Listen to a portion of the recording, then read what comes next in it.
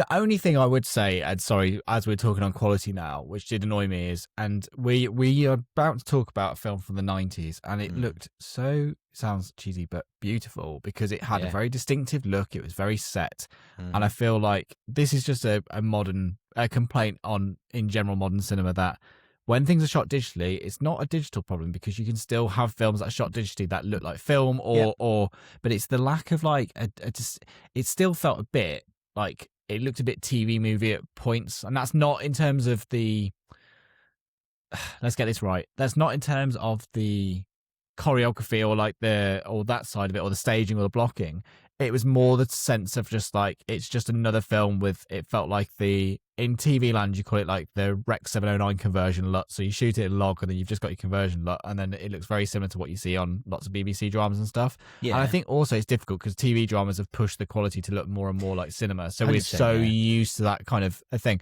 But what was, we've just watched a 90s thriller which had such a distinctive look, and such like, it went for like brown shades and greys and whatever, which sounds not appealing, but it's like the way the use of contrast and everything made it so much more exciting to look at.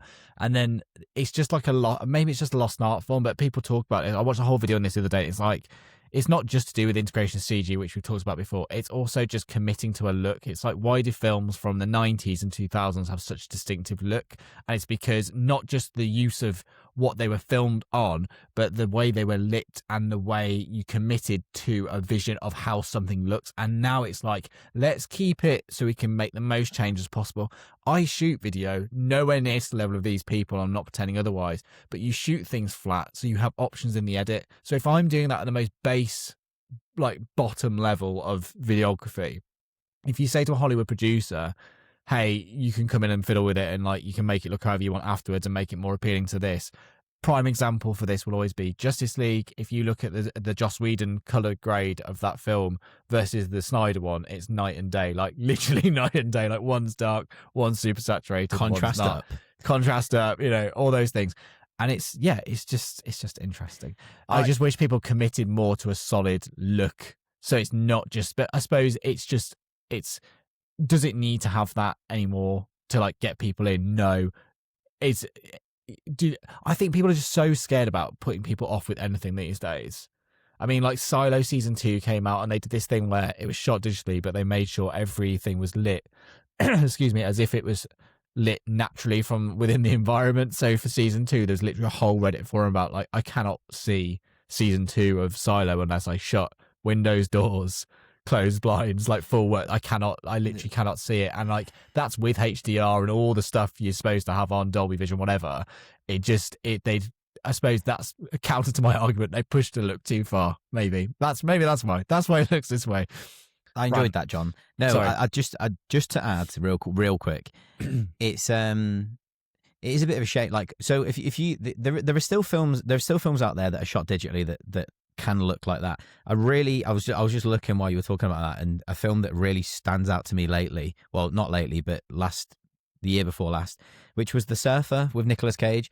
That had such a beautiful, dreamy look with kind of grain added in, and it just looked really nice, and you could tell it was shot.